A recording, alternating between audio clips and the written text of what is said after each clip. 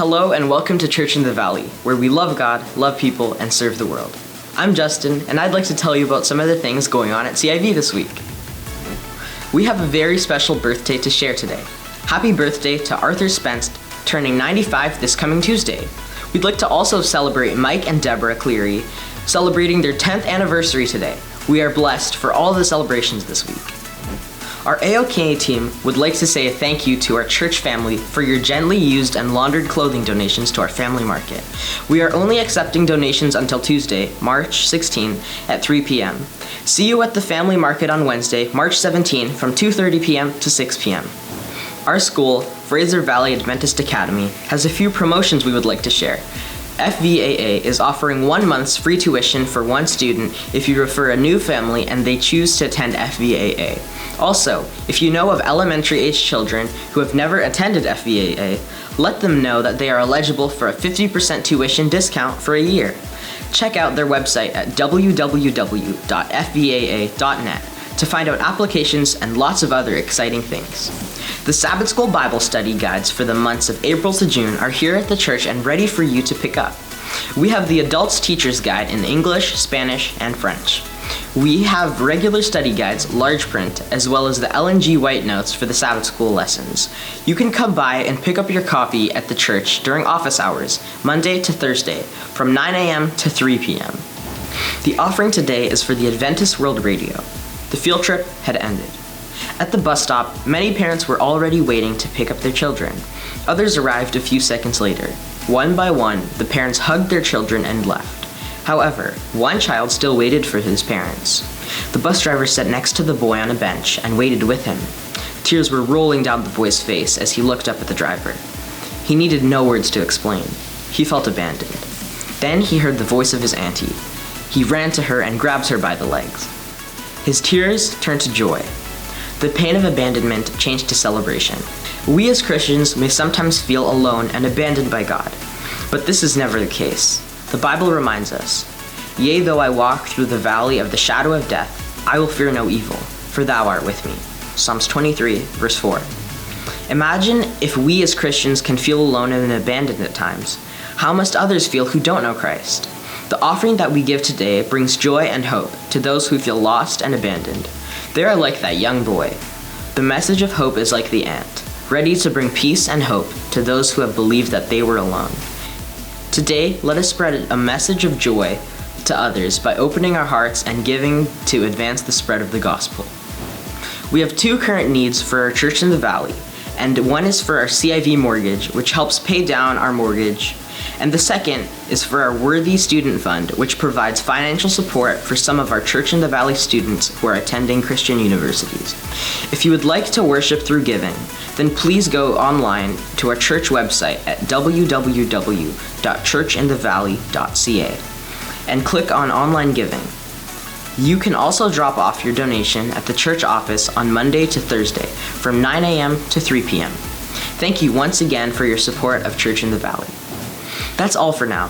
Thank you for being here with us wherever you are.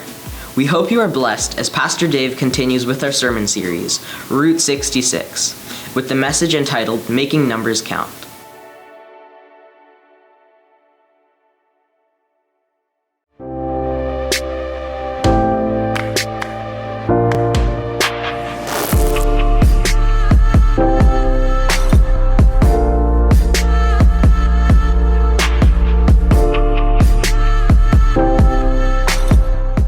Good morning, everyone, and welcome to Church in the Valley, where we love God, love people, and serve the world. Well, I don't know if you realize it or not, but this Sabbath marks the 1-year anniversary of our having to close our church due to COVID-19. That's right, March 14, 2020 was the very first worship service to go online due to the COVID-19 pandemic. And I know that many of you are more than anxious for us to get back to in-person worship again. And I believe that it may happen soon. I think it's very possible that restrictions will ease in British Columbia in April. unless a variant of some sort takes hold and disrupts our progress, I really do believe that as we gain traction against the pandemic with the mass vaccinations, that hopefully we'll be able to worship together in person every Sabbath sometime soon. I know it's been very hard for us to understand all of the twists and turns of this pandemic and which institutions are able to close and open, which businesses are able to stay open and close, and so on. But we have basically made the decision from the very beginning that we would follow the COVID-19 guidelines that Dr. Bonnie Henry here at the British Columbia Center for Disease Control gives, and that we would do so out of an abundance of caution for our church family and our community at large. And so I guess all I can say about that is please keep this in your prayers, that we will be able to open again sooner than later. Also, we are in the process of calling everyone in our church membership. We've been asking our pastors, our elders, and some of our staff to touch base with you to ask how you and your family are coping during these times, to see if you have any immediate needs that we can help you with, and to have special prayer with you over the telephone. And by now, we've called well over 85% of our church family. And if by chance you did not receive a call yet, or if you were missed and you had a voicemail left on your answering machine, please call us at the church office at 604-514-8335, and I would love to have a telephone pastoral visit with you. I'd also like to thank our church elders and staff and pastoral team for giving of their time and making these calls a priority.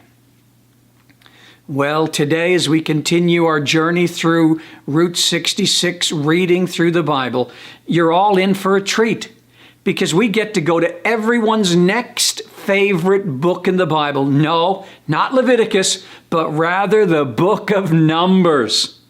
No, you say? Not necessarily your absolute favorite book of the Bible either. Not the book you'd immediately turn to when you need comfort, guidance, and direction.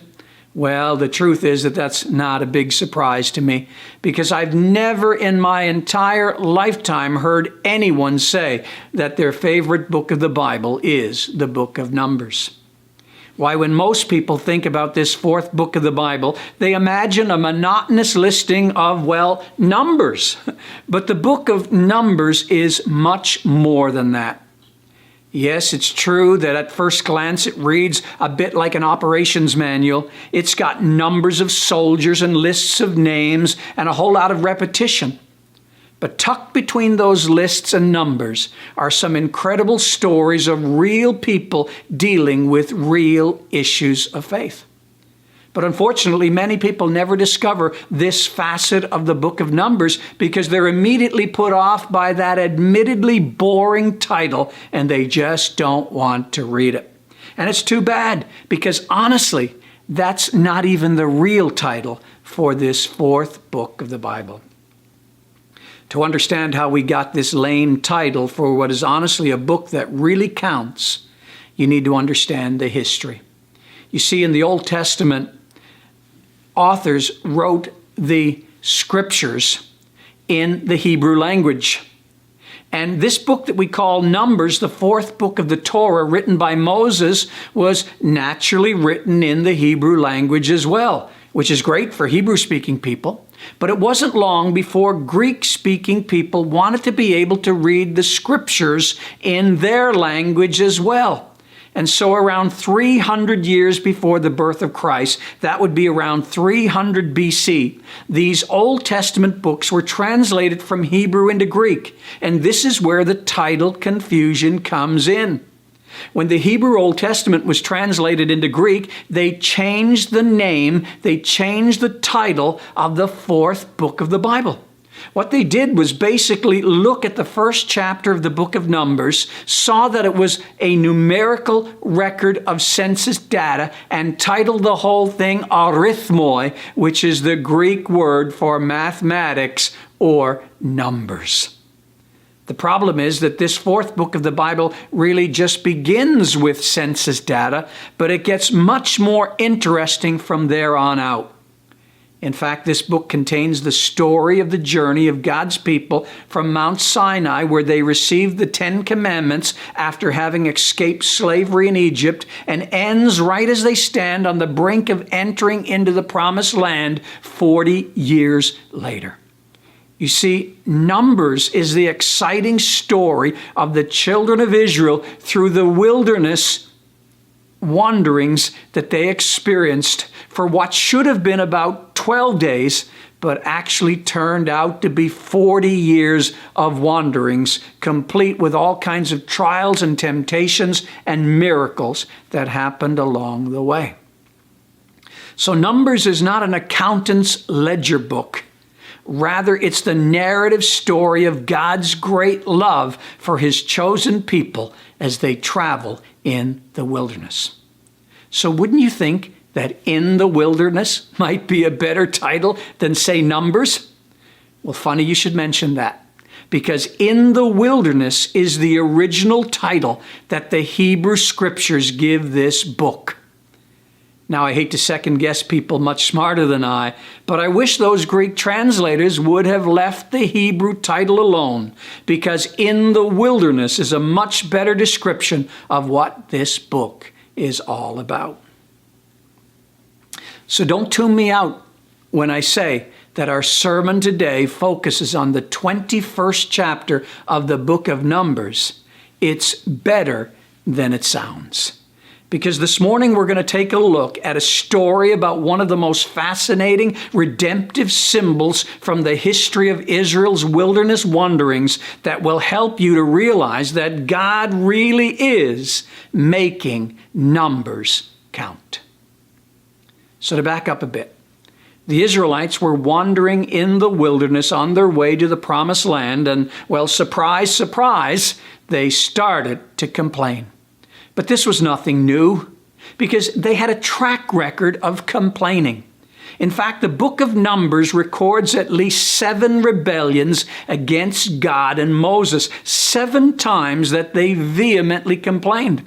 And some scholars even go a little further than that, and based on Numbers 14:22, where God says, "Yet they have tested me and disobeyed me these 10 times. And so these scholars say that there were actually 10 times that they rebelled against Moses and God. You see, there were 10 commandments given, and there were 10 rebellions that also occurred in the wilderness. You can see it time and time again in the Old Testament. God provides for his people in some miraculous way, and then before long they forget what he's done and they begin grumbling and complaining against him. So here in the book of Numbers, we see that God had delivered the children of Israel out of a life of slavery. And at first they were happy.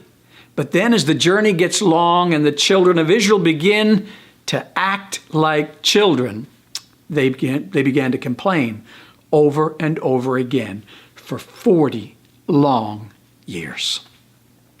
Well, you could say that they became their own worst enemies. They complained about the water. They complained about manna. They complained about the heat. They complained about their surroundings out in the wilderness. They complained about Moses, and worst of all, at every possible turn they complained about and were ungrateful to God. You see, they showed contempt for God. They questioned his leadership and even opposed what he was doing and where he was leading them. Numbers chapter 21 and verse 4 says, "And the soul of the people was much discouraged because of the way." How about you today, my friend? Is your soul much discouraged because of the way? Are you discouraged because of this ongoing pandemic? To put it another way, the original Hebrew says, the people became short in soul. In other words, they were terribly discouraged. Like they ran out of heart. They lost heart. They were in total despair. They didn't look at the world around them through the grid or the memory of what God had done for them, or from the perspective of faith in His promises.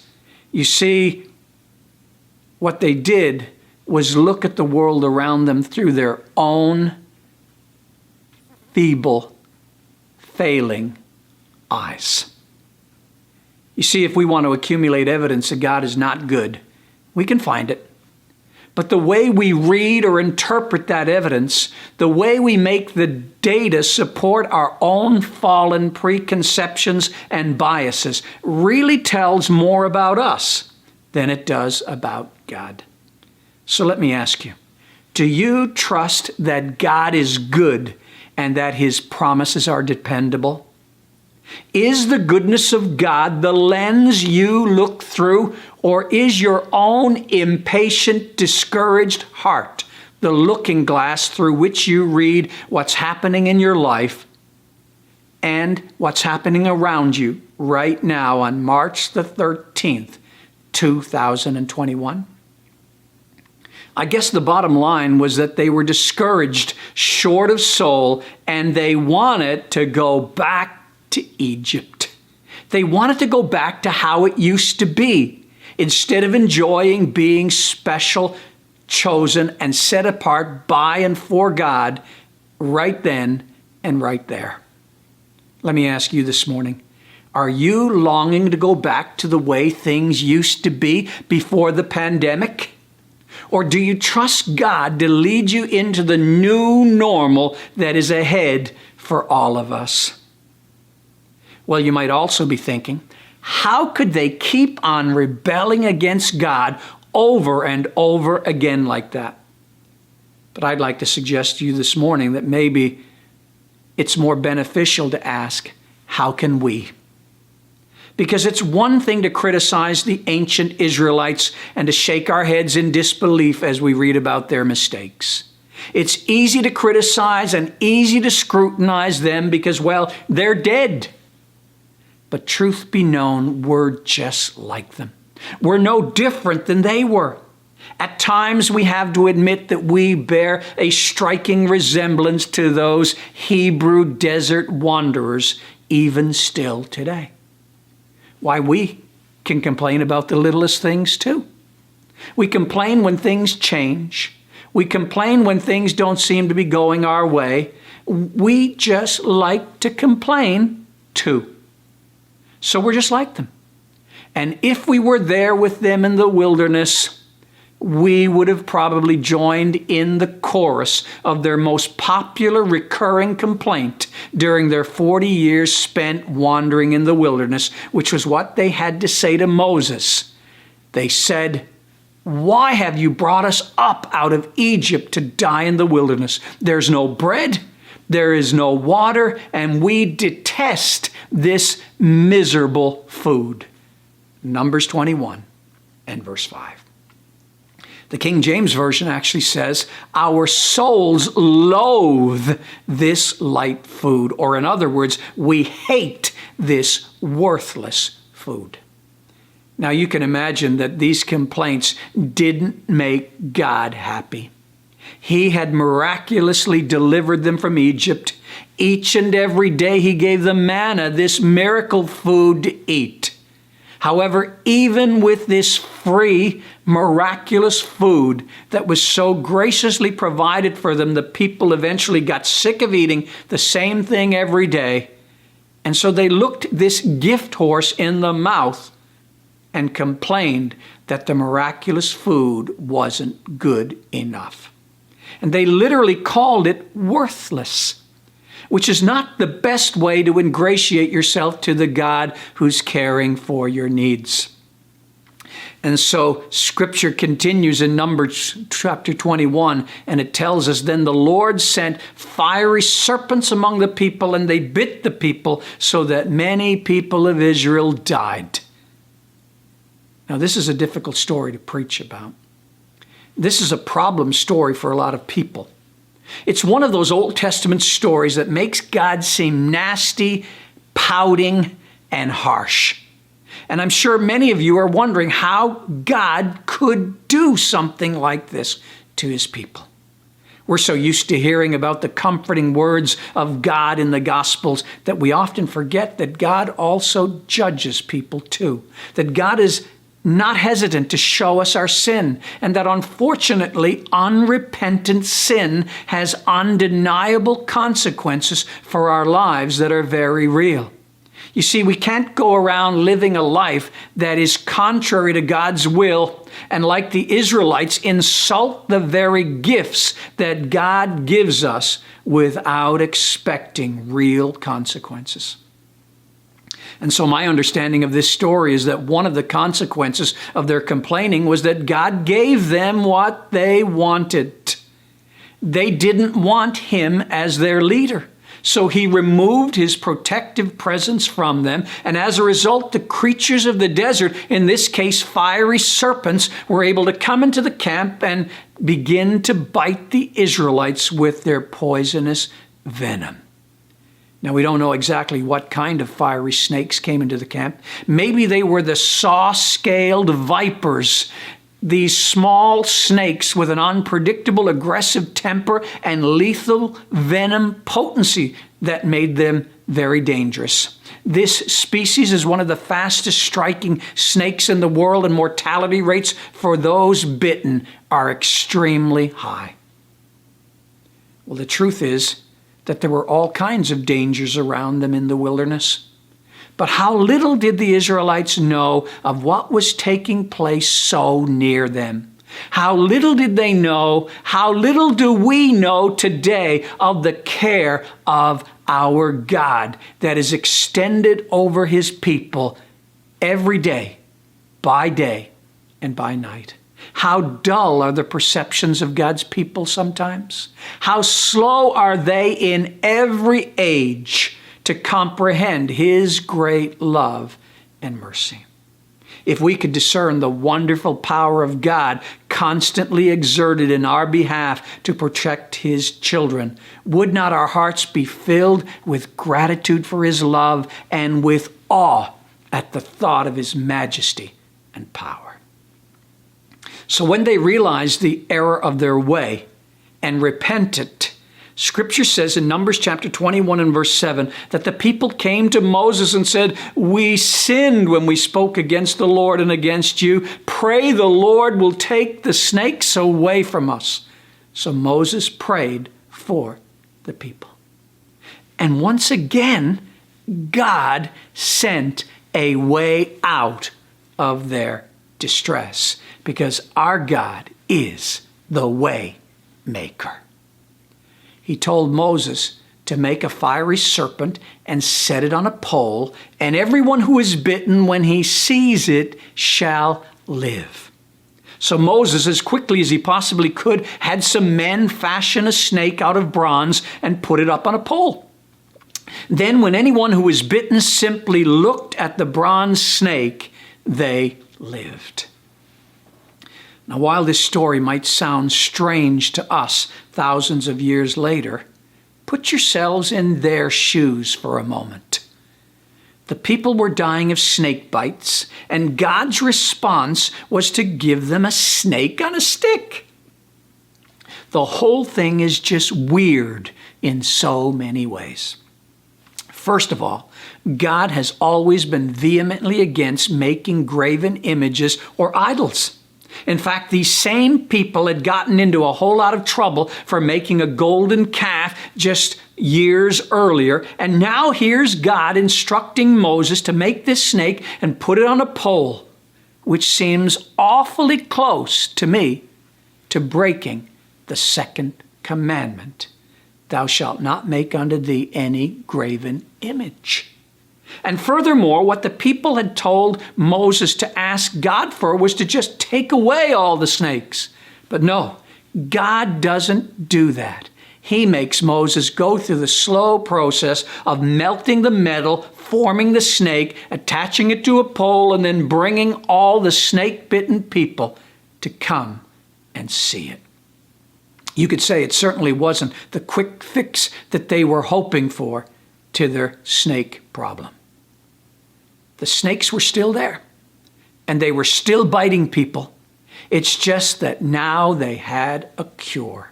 But of all the images that God could use, my friend, why put a snake on a stick? Because the last thing that people wanted was another snake. Because snakes symbolized evil, corruption, and sin in the people's minds. So why did God use it as the cure here in this story? And if the form wasn't weird enough in itself, the way this cure worked was equally as strange as well. They didn't have to touch the snake or maybe rub the snake on their bite. No, all they had to do was look at it and live. I mean, just looking at something is sort of the opposite of taking medicine, right? I mean, don't you wish you could just look at your multivitamin every morning rather than trying to swallow down that big horse pill? Unfortunately, just looking at something doesn't usually help. But here in this story, all they had to do was look at this bronze snake, cast a glance on it, turn their eyes upon it, and they would live. Just look at it. But in some ways, it's hard for us to believe that this thing could have any kind of power, especially the power to heal those who were dying from snake bite. But I think that's kind of the point. When God does something strange like this, he's wanting us to stop. He's wanting to get our attention, and he wants us to recognize that this only works because of his incredible, miraculous power. He wants us to stop and notice it because he wants us to see something deeper in the story. That's why Moses is told by God to make a serpent out of bronze, or probably of copper, which is a red metal, and to hoist it up on a pole, which, by the way, even to this day is still the symbol of medicine used in many parts of the world. And if anyone was bitten by these deadly snakes, all they had to do was look at the copper snake on the pole, and the person would be spared. They would live and not die. So let me ask you, what's really going on here in this story? And I'd like to suggest to you that what's really going on here is that there is some sort of symbolism that the children of Israel would recognize, that God was using a symbol that they were familiar with. You see, they knew the story of the first appearance of the serpent in the Garden of Eden. They knew that it was in Eden that the serpent asked Eve, "Has God really said that you will die? Don't you see that God's afraid of you? That God is holding out on you? That he's keeping back the good stuff from you because he doesn't want you to know what he knows?" That's what the serpent said in Genesis chapter 3. And of course, this is always the role of the serpent throughout the entire Bible. The serpent is the adversary, the accuser, and he comes slithering in and accuses people and accuses God. But the Hebrews also knew that the serpent appeared again in the confrontation between Moses and Aaron and Pharaoh. The snake, you see, was a symbol of Egypt. Remember the gold uraeus cobra on the top of Pharaoh's headdress right there? And if you've ever had the opportunity to go and look at King Tut's death mask, you would see that cobra there as well. Scripture says in Exodus chapter 7 that God told Moses to have Aaron throw down his staff on Pharaoh's palace floor, and it turned into a serpent. And then God told him to simply pick it up by the tail after it had eaten the 3 serpents that the magicians had conjured up. He said, pick it up by the tail, and this was a symbol of Egypt's sovereignty and power being immobilized by God. God was saying, Egypt is in my hand. And then Aaron's staff swallowed the Egyptian snakes, sending a powerful message to Pharaoh. And now here in Numbers chapter 21, we find the third appearance of the serpent in Scripture. And this is the story of the fiery serpents and the bronze serpent on the pole. Why, it seems that as the people continued to pine for Egypt, the serpent from Eden continued to whisper in their ears, saying, "Wouldn't you be happier in Egypt where there's onions and cucumbers? Yeah, slavery wasn't that bad. Oh, yeah, you lost a few boys when they were thrown screaming into the Nile, but it really wasn't that bad. It's better than this, isn't it?" And then we don't hear about the serpent again for many, many years. Until over 1,000 years later, when sadly it seems that the pole was eventually used in idol worship, and King Hezekiah broke it into pieces because the people were burning incense to it. But not only was this red, copper, bronze-like snake on a stick a picture of their problem, it was also a vivid reminder that God is victorious over the serpent. You see, God was reminding them that he had made sport of Egypt's power symbol right there in Pharaoh's court. He demonstrated that I can hold the cobra by the tail and do with Egypt whatever I please. He said so from the Garden of Eden when he announced to the deceptive serpent, "And I will put enmity between you and the woman, and between your seed and her seed. He shall bruise you on the head, and you shall bruise him on the heel." Genesis 3:15. And then in time, in the fullness of time, Galatians 4 and verse 4 says, he sent that seed of the woman, Jesus, to be adversary to the adversary. And one night a religious leader named Nicodemus came to Jesus of Nazareth, who, by the way, had fulfilled Israel's mission by spending 40 days in the wilderness, where he was tempted by the serpent, where he faced the whispering serpent and won the battle against him in Matthew 4. You see, this snake on a stick, this Uraeus cobra symbol, the rearing cobra symbol, was one of the most important symbols in Egypt. The word Uraeus derives from the Egyptian word Iret, meaning, and now get this, risen one, from the image of the cobra rising up in protection. Isn't that incredible? The Uraeus cobra symbol was an ancient Egyptian god found on Pharaoh's headdress and was strongly featured in the paintings, images, and hieroglyphics of ancient Egypt. The Uraeus cobra symbol was a potent emblem of sovereignty, royalty, and divine authority in ancient Egypt. It was a rearing cobra. It was an asp or a serpent represented on the front of the headdresses of the gods and pharaohs of Egypt as an emblem of supreme power and authority. This Uraeus cobra symbol was also an object that was believed to embody magical powers and offer magical protection. In fact, the coiled bronze snake wands that went down Pharaoh's headdress were also said to represent the goddess Werthuka, whose name, like her epithet, means great of magic. However, ancient custom also dictated that when a bitter enemy was killed, his head was severed from his body and put on a pole to show his utter defeat. It seems that God was trying to speak to the Israelites through language that they would understand out of Egypt and out of Scripture.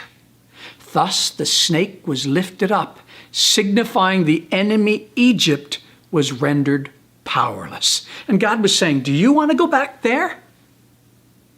So you see, God is actually making numbers count. When this story pops up again in the Gospel of John, where Jesus compares himself lifted up on the cross to the snake lifted up in the wilderness. And my friend, if Jesus compares himself to a snake on a pole, maybe this bizarre story deserves a bit more attention than we've usually given it. As Moses lifted up the serpent in the wilderness, even so must the Son of Man be lifted up, so that whoever believes in him will have eternal life. Jesus told Nicodemus, I am the reality to which that mysterious bronze serpent in the wilderness pointed. And the moment that will be my glory. It'll be the very glory of God when Jesus is crucified on Calvary's cross for the sins of the entire world. Yes, Satan, the serpent, his enemy, thought he would be forever defeated. But Jesus, notice this, the risen one, was soon to experience the resurrection and save the entire world from sin. And this would be the moment of his triumph when he was lifted up on a tree. So Jesus told Nicodemus, I will be charged with the sins of all people from all time. I will be made the symbol of sin. I will be, as it were, the world's guiltiest man, and God the Father will give to me what you deserve. That's why Scripture says in 2 Corinthians 5 and verse 21, God made him, Jesus, who knew no sin, to be sin on our behalf, so that we might become the righteousness of God in him. You see, the one who triumphed over the serpent in the wilderness for 40 days and who rejected his temptations in the Garden of Gethsemane, Jesus, the Son of God, the perfect Adam, the one without sin, became sin for us. Jesus was about to take the sins of all mankind upon himself, to be affixed to a cross, so that all who would simply look to him, look to his crucified life, would receive forgiveness of sins and everlasting life. And all you and I had to do, my friend, to be healed from the virus and the pandemic of sin, is to cast our eyes of faith upon Jesus. We all know John 3:16, for God so loved the world that he gave his only begotten Son, that whosoever believeth in him should not perish, but have everlasting life. But the two verses immediately preceding it, spoken by Jesus himself, said, just as Moses lifted up the serpent in the wilderness, so the Son of Man must be lifted up, that everyone who believes may have eternal life in him. Jesus is telling us that he is the snake on a stick, that he has been held up, lifted up for the salvation of all people. My friend, like the Israelites, we're dying because of our sin, but we can desperately look up to the one who can save us. And I think it's just as hard for us to believe today that simply having faith in Jesus Christ can save us. It was hard for the Israelites to believe that when they looked at the bronze snake and believed that it would heal them. And so we too have a hard time having faith in something that seems so easy, something that requires no work of our own. But that's how it works, my friend. That's the nature of the gospel of salvation. We might have a hard time believing it, but God does it for us. Jesus' death and resurrection offers us forgiveness of sins, and we receive it simply by believing that he died on the cross and rose from the grave, and simply by wanting the gifts that he offers. You see, Christ's salvation is offered to us freely. All we have to do as broken and dying sinners is to gaze upon his life-giving cross, to turn our eyes upon Jesus.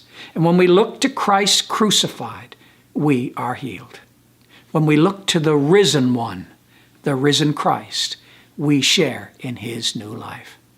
Why our God says in Isaiah 45 and verse 22, look unto me and be saved, all the ends of the earth. And my prayer this morning for you is that may you always look to the cross of Jesus, for by doing so, you will live. Amen.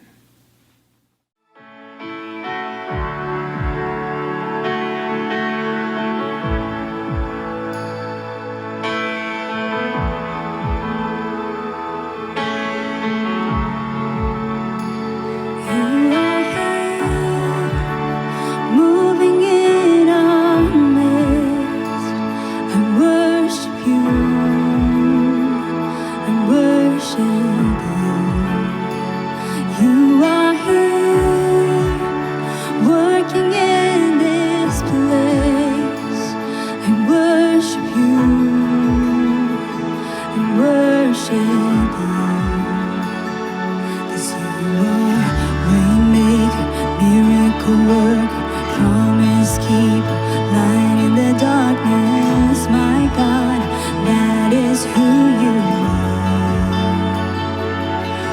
You are waymaker, miracle worker, promise keeper, light in the darkness, my God, that is who you are. You are here, touching every heart. We worship you, we worship you. You are here, healing every heart. We worship you, I worship you. You are here, turning lives around. I worship you, I worship you. You are here, mending every heart. Oh, I worship you, worship you. 'Cause you are waymaker, miracle worker, promise keeper, light in the darkness, my God, that is who you are. 'Cause you are waymaker, miracle worker, promise keeper, light in the darkness, my God, that is who you are, and that is who you are, that is who you are, that is who you are, that is who you are, that is who you are, that is who you are, and that is who you are, that is who you are.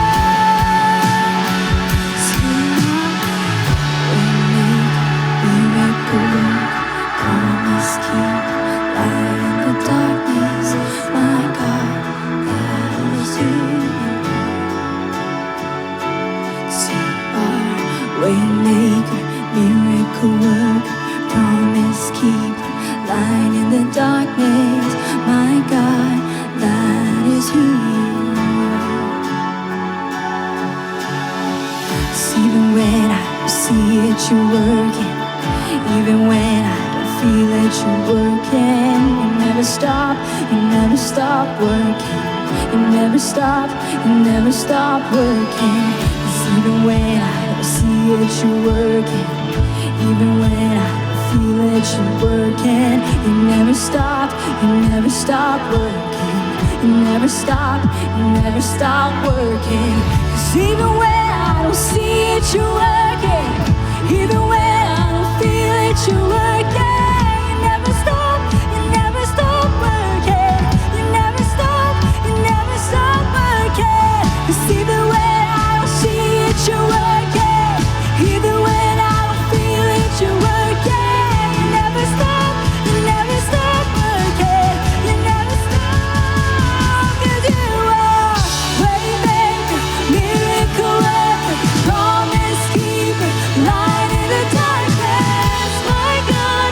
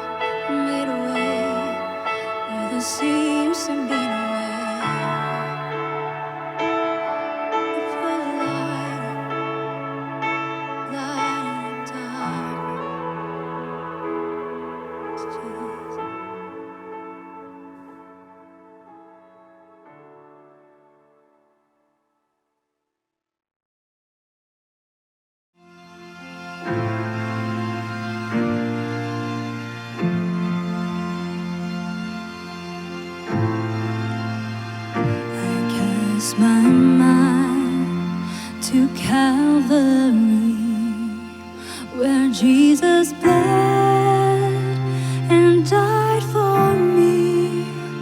I see his wounds, his hands, his feet, my Savior on that cursed tree.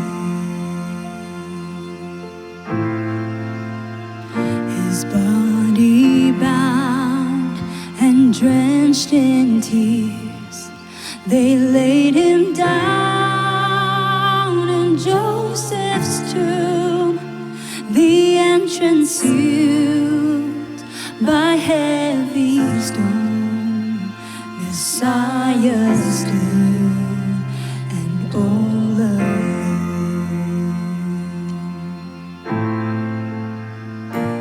Oh, praise the name of the Lord our God.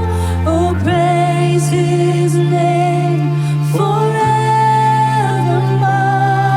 For endless days we will sing your praise. Oh Lord our God.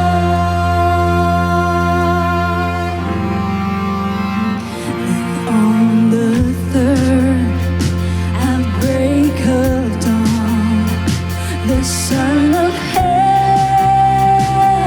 rose again. Oh, trample death, where is your sting? The angels roar for Christ the King. So praise the name of the Lord our God. Oh, praise his name forevermore. For endless days we will sing your praise. Oh Lord our God.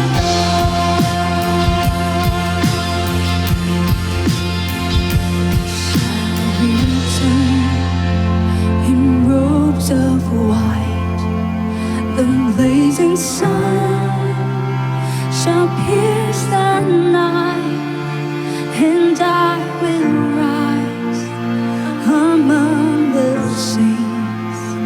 My gaze transfixed